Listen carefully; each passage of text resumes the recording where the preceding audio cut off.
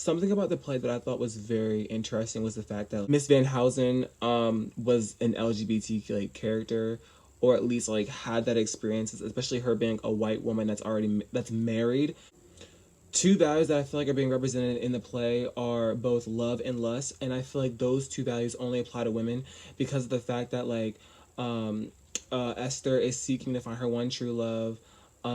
May May is someone who is the only sex worker, is out here only who can't really differentiate it between love and lust. It's about Van Housen. She's struggling to figure out like where to find love. She is already married, however, her husband isn't giving her enough affection, and she's seeking true love but doesn't know where to find it throughout the entire play.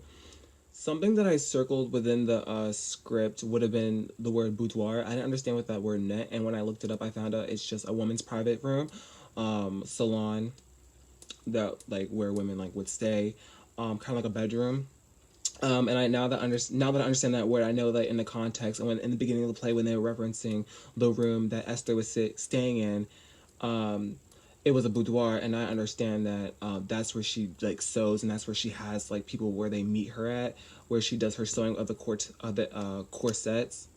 In terms of issue with diversity, such as like stereotypes and like how the African American experience is depicted, I feel like it reinvents the experience as well as stereotypes of the African American experience because of the fact that she's a black female, but the stereotypes against her are that all black people are lazy, all black people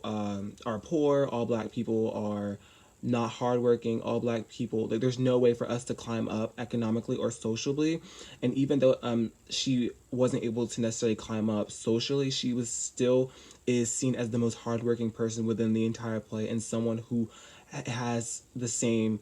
who's able to want to seek love as one of her white counterparts, and she's able to still go through trial and error just like Miss Van Housen, who has a husband, and she's able to marry just like Miss Van Housen, who has a husband. So by she marries George, and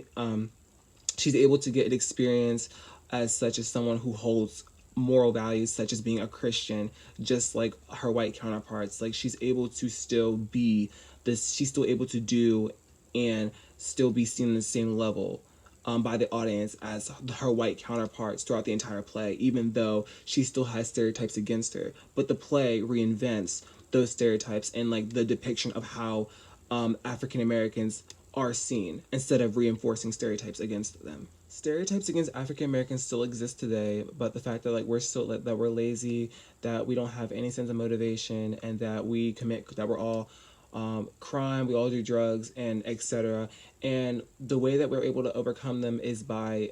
combating stereotypes and other forms of racism, whether it's systemic or institutional, by uplifting our other black